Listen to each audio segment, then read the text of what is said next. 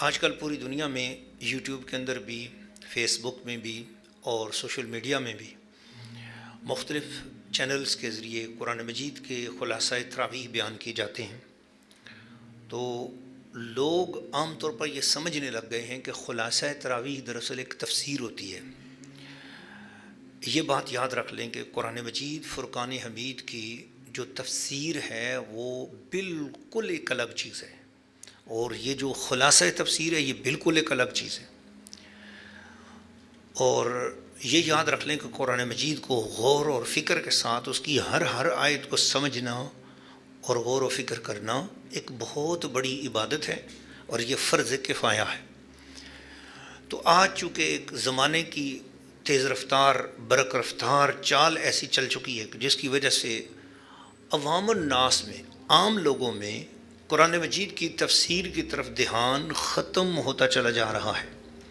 لہٰذا علماء اکرام نے سوچا، ذمہ دار دینی حلقوں نے سوچا کہ کیوں نہ پورے قرآن مجید کی جو تفسیر ہے وہ تو بیان کرنا مشکل ہے، لوگ 20 رکعت تراویح پڑھتے ہیں، پھر اس کے بعد اتنی دیر بیٹھنا ان کے لیے مشکل ہے عوام الناس کے لیے کہ انہیں پوری تفسیر سنائی جائے۔ پوری تفسیر سنانے میں ایک پارے کی تفسیر یا 3 پاروں کی تفسیر سنانا ایک بہت بڑا مرحلہ ہے، ترجمہ سنانا بہت بڑا مرحلہ ہے۔ میں نے چونکہ خود اس پر تجربہ کیا ہوا ہے سن 2012 میں، تو ہم نے ہر روز 8-9 گھنٹے لگے ہمیں ایک پارے پر اس کا ترجمہ، تلاوت بھی کی، ترجمہ بھی کیا، ایک رکوع کا، اس کی تفسیر بھی۔ الحمدللہ یوٹیوب پہ ہمارا ریکارڈ وہ موجود ہے۔ لیکن میں بتانا چاہ رہا ہوں کہ قرآن پاک کو ترجمے اور تفسیر کے ساتھ پڑھنا ایک بڑا مشکل کام ہے۔ یہ جو خلاصہ تفسیر ہے، یہ ہم جو بیان کریں گے، یہ یوں سمجھ لیں کہ یہ چند مقامات میں سے نچوڑ ہے جو ایک پورے پارے کا ایک خلاصہ ہو سکتا ہے، وہ آپ کو پیش کیا جائے گا۔ اس میں بھی کئی عنوانات کو جان بوجھ کر چھوڑا جائے گا جو بہت طویل ہوں گے، جن پر بیان کرنا یا ان پر ڈسکس کرنا وہ مکمل تھوڑے سے وقت میں سمجھانا مشکل ہے، اور اس کو بیچ میں تشنا چھوڑنا اور زیادہ اچھا نہیں ہوگا، تو اس عنوان کو ہی چھوڑ دیا جائے گا یا کسی اور آگے مقام میں جا کے بیان کیا جائے گا۔ اور قرآن مجید کے اندر جو ایک واقعہ کئی مرتبہ بیان ہوا، اس کو صرف ایک بار بیان کیا جائے گا، دوسری بار اسے نہیں بیان کیا جائے گا۔ تو اسی طریقے سے بعد ایسی چیزوں کا ذکر جو بار بار آیا ہے اس کو ایک ہی بار بیان کیا جائے گا، تو یہ خلاصہ تراویح ہوتا ہے۔ تو خلاصہ تراویح کو جو ہے نا وہ تفسیر نہ سمجھا جائے۔ تفسیر ایک بڑا مشکل اور بڑا ہی ذمہ دار عنوان ہے۔ قرآن پاک کی کوئی تفسیر بھی حدیث کے بغیر ممکن ہی نہیں ہے۔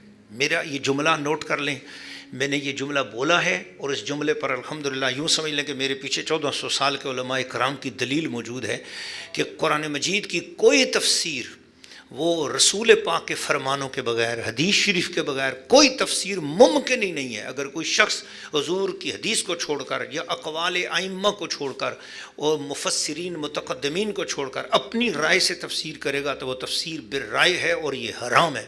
اللہ کے پیارے محبوب صلی اللہ علیہ وسلم نے فرمایا، خیرکم من تعلم القرآن وعلمہ، تم میں سب سے بہتر مسلمان وہ ہے کہ جو قرآن مجید کو سمجھنے کی خاطر خود سیکھے اور سمجھتے ہوئے دوسروں کو سمجھائے بھی، آگے بھی قرآن مجید کو پھیلائے۔ تو قرآن مجید فرقان حمید کے ان چند تمہیدی سمجھانے اور سمجھنے کے کلمات کے بعد اب میں ذرا کچھ باتیں عرض کرتا ہوں۔ سب سے پہلی بات یہ ہے کہ مفسرین قرآن پاک کی سب سے پہلی جو تفسیر ہوئی، وہ پہلا طبقہ جس نے قرآن پاک کی تفسیر کی وہ اللہ کے پیارے محبوب صلی اللہ علیہ وسلم ہی کا زمانہ مقدس ہے۔ حضور کے زمانے میں ہی حضور علیہ الصلوۃ والسلام نے یمن کا گورنر بنا کر حضرت سعد رضی اللہ تعالیٰ عنہ کو بھیجا۔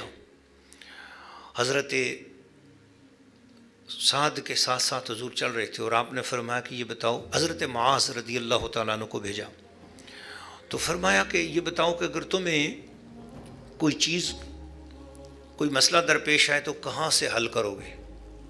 اب یہ تفسیر کی ابتدا دیکھو حضور کے اپنے زمانے میں کہاں سے ہو رہی ہے۔ جب تمہیں کوئی مسئلہ، لوگ جھگڑا کریں، کوئی جھگڑا تمہارے پاس لے آئیں، تم گورنر بنا کے میری طرف سے گورنر کے طور پہ جا رہے ہو، اسلام کے فرسٹ گورنر ہو، یمن کے سارے لوگوں کو یہ ہے کہ رسول پاک نے اپنا نمائندہ بھیجا ہے، تو لہٰذا وہ دین اسلام کی کوئی چیز مشکل آپ کے سامنے پیش کریں گے، آپ کہاں سے اس کا جواب دو گے؟ حضور سوال کر رہے ہیں اپنے صحابی سے. صحابی نے جواب دی، یا رسول اللہ میں اس کو اللہ کی کتاب میں تلاش کروں گا. اب حضور نے جواب میں ایک اور سوال کر دیا، فَإِن لَمْ تَجِدْ فِي کتاب اللہ، یہ بتا اگر تجھے وہ مسئلہ جو جھگڑا لوگ لے کر تیرے پاس آئے، تجھے اگر وہ قرآن میں نہ ملے تو، حالانکہ حضور پر قرآن اترا ہے، لا رطب ولا یابس الا فی کتاب مبین، کوئی خشک و تر ایسا نہیں ہے جو قرآن میں موجود نہ ہو. اس کے باوجود حضور اپنے صحابی سے پوچھ رہے ہیں، اے صحابی فَإِن لَمْ تَجِدْ فِي کتاب، اگر تجھے وہ قرآن میں نہ ملے وہ مسئلہ پھر کیا کرے گا؟ عرض کیا، یا رسول اللہ پھر میں آپ کی حدیثوں میں غور کروں گا، آپ کے فرمان میں غور کروں گا. اس کا مطلب ہے کہ حضور علیہ الصلوۃ والسلام سے سند مل گئی اس بات کی کہ کچھ چیز اگر قرآن مجید میں ہمیں نہ ملے، حضور نے یہ نہیں کہا کہ قرآن میں نہ ہو، قرآن میں تو وہ ہوگی لیکن ہمیں نہیں ملی، ہمارا علم اس قابل نہیں کہ ہم اس تک پہنچ سکیں. اور یہ بات حضور ہم سے بھی نہیں کہہ رہے، حضور صحابی سے کہہ رہے ہیں کہ اگر تجھے نہ ملے، بولیں ذرا سبحان اللہ. ہاں جی محبت والو، تو یہ حضور علیہ الصلوۃ والسلام نے فرمایا صحابی سے، فرمایا اگر آپ کو نہ ملے، اس کا مطلب قرآن میں تو ہے مگر آپ کو نہ ملے تو پھر کہاں سے ڈھونڈو گے؟ فرمایا اگر ہمیں قرآن سے نہ ملے تو وہ شے ہمیں فرمان مصطفیٰ سے ملے گی. حضور ہم آپ کے فرمانوں میں سے ڈھونڈیں گے. میں نے آپ کے ساتھ زندگی کے کئی لمحے گزارے ہیں، ایک عرصہ گزارا ہے یا رسول اللہ، پھر میں اپنے پورے عرصہ حیات میں دیکھوں گا اس طرح کا کوئی کام آپ کے سامنے آیا، آپ کی سیرت میں دیکھوں گا، پھر مجھے وہاں سے مل جائے گا تو میں وہاں سے حل کروں گا. حضور نے تیسرا سوال کر دیا، فَإِن لَمْ تَجِدْ فِي سُنَّتِي، اگر تجھے وہ میری سنت میں بھی، میری حدیث میں بھی، میری زندگی میں بھی وہ چیز نہ ملے، پھر کہاں سے تو اس کا سوال کا حل کرے گا؟ انہوں نے صحابی نے عرض کیا، یا رسول اللہ صلی اللہ علیہ وسلم، آقا میں اس مسئلے کا حل پھر حضور دیکھوں گا کہ صحابہ کرام میں کوئی مسئلہ ایسا ہمارے صحابہ میں کہیں پیش آیا ہو تو میں اس مسئلے کا حل صحابہ کی سیرت میں سے ڈھونڈ لوں گا. میں حضور پورے علماء کرام میں سے غور کروں گا، پھر حضور میں کتاب اور سنت دونوں پہ قیاس کروں گا، پھر غور کروں گا اور اجتہاد کروں گا، اور حضور اس کے بعد میں انشاءاللہ قرآن اور سنت کی روشنی میں اجتہاد کر کے قیاس کر کے پھر اس کی نتیجے تک پہنچنے کی کوشش کروں گا. حضور علیہ الصلوۃ والسلام نے دعا کی، اللہ تیرا شکر ہے میری امت میں تو نے ایسے علماء عطا فرمائے. اس کا مطلب یہ ہے کہ قرآن کو سب سے پہلے جہاں سے سمجھنا ہے وہ سنت مصطفیٰ ہے، سنت رسول ہے. تو مفسرین کا جو پہلا طبقہ ہے وہ صحابہ کرام کا طبقہ ہے. انہوں نے حضرت صلی اللہ علیہ وسلم سے براہ راست احادیث سنی ہیں، تفاسیر سنی ہیں، پھر امت میں پہنچائی ہیں. تو صحابہ کرام میں جو مفسرین قرآن گزرے ان میں سے سب سے پہلے مفسر قرآن ان کا نام ہے حضرت سیدنا ابو بکر صدیق رضی اللہ تعالیٰ عنہ. دوسرے مفسر قرآن ہیں جن کا نام ہے حضرت عمر فاروق رضی اللہ تعالیٰ عنہ. تیسرے مفسر قرآن کا نام ہے حضرت عثمان بن عفان جامع آیات القرآن رضی اللہ تعالیٰ عنہ. اور چوتھے مفسر قرآن حضرت باب مدینۃ العلم مولا علی مشکل کشا شیر خدا رضی اللہ تعالیٰ عنہ. اور پانچویں مفسر قرآن حضرت عبداللہ ابن عباس رضی اللہ تعالیٰ عنہ. چھٹے مفسر قرآن حضرت عبداللہ ابن مسعود رضی اللہ تعالیٰ عنہ. اور ساتویں مفسر قرآن حضرت ابی بن کعب رضی اللہ تعالیٰ عنہ. آٹھویں مفسر قرآن حضرت زید بن ثابت رضی اللہ تعالیٰ عنہ. اور نویں مفسر قرآن حضرت عبداللہ بن زبیر رضی اللہ تعالیٰ عنہ. اور 10ویں مفسر قرآن حضرت ابو دردہ رضی اللہ تعالیٰ عنہ. پھر اور بے شمار مفسرین صحابہ کرام میں ہیں، لیکن یہ بہت مشہور صحابہ کرام جن کا نام میں نے آپ کو بتا دیے کہ یہ اول طبقہ کے مفسرین ہیں. اب اگر کوئی ان ہستیوں کی تفسیر سے ہٹ کر اپنی طرف سے تفسیر کرے گا، چاہے وہ آج کے دور کا کتنا ہی بڑا علامہ کیوں نہ، اس کی بات نہ سنی جائے. جو لوگ اپنے آپ کو سنت رسول کے مطابق رکھیں، کسی بزرگ کے تابع رکھیں، کسی کی اقتداء میں رہیں، اس کی اقتداء میں رہتے ہوئے کوئی آج کے دور کے مطابق اجتہاد کریں تو ہمیں وہ قبول ہے، مگر وہ اجتہاد جو نہ قرآن سے ٹکراتا ہو، نہ حدیث سے ٹکراتا ہو، نہ سنت سے ٹکراتا ہو، نہ اجماع سے ٹکراتا ہو، بلکہ وہ اجتہاد عین سنت رسول سے فیض لیتا ہوا ہو، پھر وہ اجتہاد بھی ہمیں قبول ہے. لیکن جو اجتہاد ان بڑی ہستیوں سے ٹکراتا ہو ہمیں وہ اجتہاد قبول نہیں ہے. مفسرین کا دوسرا طبقہ یہ شروع ہوتا ہے حضرت عبداللہ ابن عباس کے شاگردوں کا. اس طبقے کو تابعین کا طبقہ کہا جاتا ہے. ان میں سب سے پہلے مفسر حضرت مجاہد رضی اللہ تعالیٰ عنہ جو 102 ہجری میں ان کا وصال ہوا. اور حضرت طاؤس بن کیسان ہیں ان کا وصال 106 ہجری میں ہوا۔ حضرت زید بن اسلم ہیں، ان کا وصال 136 ہجری میں ہوا۔ حضرت ملیکہ ابن ابی ربا ہیں، اور پھر سعید بن جبیر ہیں، حضرت اکرمہ ہیں۔ اس میں حضرت مولا علی کے شاگرد حضرت حسن بصری ہیں، حضرت محمد ابن سیرین ہیں، ابو العالیہ ہیں، دہاق ہیں۔ اس طرح یہ بڑی بڑی شخصیات مشہور ہیں کہ جنہوں نے دوسرے طبقے میں جا کر قرآن پاک کی تفسیر لکھی، یعنی صحابہ کے بعد کا طبقہ ہے۔ پھر مفسرین کا تیسرا طبقہ، اس تیسرے طبقے میں حضرت عبداللہ بن مسعود کے شاگرد ہیں، حضرت علقمہ ابن قیس ہیں، حضرت زید بن قیس ہیں، ابراہیم نخعی ہیں، حضرت زر ابن حبیش ہیں، اس طرح حضرت اسود ہیں، حضرت سفیان بن عیینہ ہیں، حضرت شعبہ ہیں، اس طرح حضرت یزید بن ہارون ہیں، حضرت وکیع ابن الجراح ہیں۔ یہ ساری ہستیاں وہ ہیں جو اس تیسرے طبقے سے تعلق رکھتی ہیں۔ اس کے بعد چوتھا طبقہ آتا ہے مفسرین کا، وہ جو حضرت امام ابن جریر طبری، حضرت ابو القاسم انماتی، اس طرح حضرت عبد الرحمن بن ابی حاتم، حضرت ابن حبان، اس طرح اور بھی کئی اس میں نام آتے ہیں، لیکن مشہور نام میں آپ کو بتائیں۔ اس کے بعد مفسرین کا پانچواں طبقہ آتا ہے۔ اس طبقہ میں حضرت امام محمد بن حسین نیشا پوری ہیں، حضرت ابو اسحاق احمد ابن سالبی نیشا پوری ہیں، حضرت عبداللہ جوینی ہیں، امام واحدی نیشا پوری ہیں۔ تو مفسرین کرام کا چھٹا طبقہ جو ہے وہ یہ ہے، حضرت امام ابو قاسم اسماعیل بن محمد اصفہانی، یعنی امام راغب اصفہانی رحمۃ اللہ علیہ، اور اس میں آتے ہیں اس دور کے بڑے مفسر قرآن حضرت ابو حامد محمد بن محمد امام غزالی رحمۃ اللہ علیہ، امام محمد بن عمر جار اللہ زمخشری رحمۃ اللہ علیہ، امام حسین بغوی رحمۃ اللہ تعالیٰ علیہ۔ اس کے علاوہ بہت بڑے بڑے مفسرین قرآن ہیں جن کے اوپر کسی پر فلسفے کا رنگ غالب تھا، کسی پہ تصوف کا رنگ غالب تھا، پھر جس پر جیسا رنگ غالب تھا اس نے اسی طرح کی تفسیر لکھی۔ تو یہاں سے آگے رنگ والی تفاسیر آ گئیں، جس پر مناظرانہ رنگ غالب تھا اس نے مناظرے کے حساب سے لکھنا شروع کر دیا، جس کے اوپر تصوف کا رنگ تھا اس نے تصوف میں لکھنا شروع کر دیا، جس کے اوپر تاریخ کا رنگ غالب تھا اس نے تاریخ کے انداز میں تفسیر لکھنا شروع کر دی۔ پھر مفسرین کا ساتواں طبقہ، اس طبقے میں امام محمد بن فخر الدین رازی رحمۃ اللہ تعالیٰ علیہ جن کی تفسیر کبیر ہے، پھر امام قرطبی محمد بن احمد قرطبی، پھر موفق الدین احمد بن یوسف موصلی صاحب تفسیر الکواشی، قاضی ناصر الدین عبداللہ بن عمر یعنی حضرت امام بیضاوی، یہ جو تفسیر کا ساتواں طبقہ ہے یہ ہے۔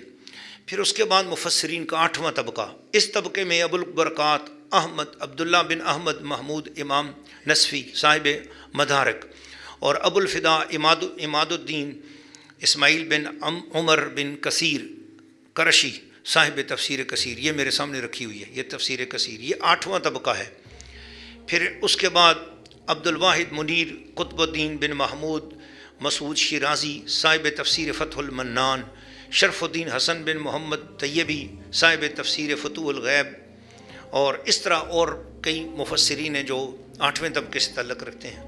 مفسرین کا نواں طبقہ، 9ویں صدی ہجری کے مفسرین میں جلال الدین محمد بن احمد محلی جن کی تفسیر جلالین مشہور ہے، جلال الدین عبد الرحمن بن سیوطی، اسی طرح ان دونوں کی لکھی ہوئی تفسیر ہے تفسیر جلالین، شیخ علی بن احمد محیمی رحمۃ اللہ علیہ تفسیر محیمی، ملک العلماء شہاب الدین دولت آبادی تفسیر بحر امواج، اس طرح علامہ سعد الدین تفتازانی کی تفسیر کشف الاسرار، اس طرح عبد الرحمن بن عمر بلقینی کی تفسیر مواقع العلوم، ابو الفضل شہاب الدین محمود آلوسی تفسیر روح المعانی، یہ اس دور کے مفسرین مشہور ہیں۔ پھر 10واں طبقہ آتا ہے، اس طبقے میں ہمارے ہاں ہندوستان میں شاہ ولی اللہ محدث دہلوی، ان کے بیٹے شاہ عبدالعزیز، شاہ عبدالقادر، شاہ رفیع الدین۔ اس طبقے کو اگر وسیع کر کے دیکھو تو پھر اس میں محمد علی شوکانی کی تفسیر شوکانی ہے، تفسیر مظہری ہے، فتح البیان ہے، نواب صدیق حسن خان کی تفسیر ہے، بلغت الحیران، مولانا عبد الماجد دریابادی کی تفسیر ہے، تفسیر عثمانی ہے، تفسیر حقانی ہے، تفسیر جواہر القرآن ہے، معارف القرآن ہے۔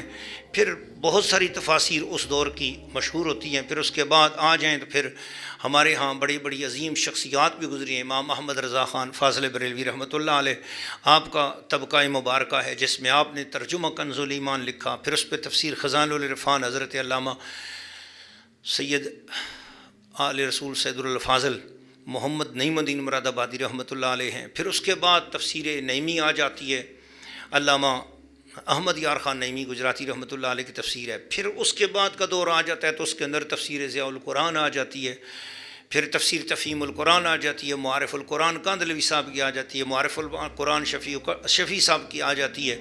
اس طرح یعنی کہ دیوبند طبقے کی تفاسیر ہیں، اہل حدیث کی تفاسیر ہیں، بریلویوں کی تفاسیر ہیں. ہم اہل سنت و جماعت کی الحمدللہ کثیر تعداد میں تفاسیر اس درمیان میں آئی ہیں. چونکہ اس میں اہل حق اور اہل باطل کا بہت بڑا جھگڑا اور فرقے بن چکے تھے. ان فرقوں کے اندر آ کر پھر سمجھ نہیں آ رہی تھی کون حق پر ہے کون باطل ہے. تو پھر پورے امت کے علماء کرام جمع ہو کر تو انہوں نے یہ طے کیا کہ اہل حق جو ہیں ان کا نام اہل سنت و جماعت ہے. یہاں سے پہلے یہ نام تقریباً چلتا تو 1000 سال سے آ رہا ہے، لیکن اس دور میں آ کر زیادہ فتنے ہوئے تو فتنوں کی وجہ سے سمجھ نہیں آ رہی تھی کون مسلمان ہے. فلاں فرقہ کہتے ہیں ہم مسلمان، فلاں فرقہ کہتے ہیں ہم مسلمان ہیں.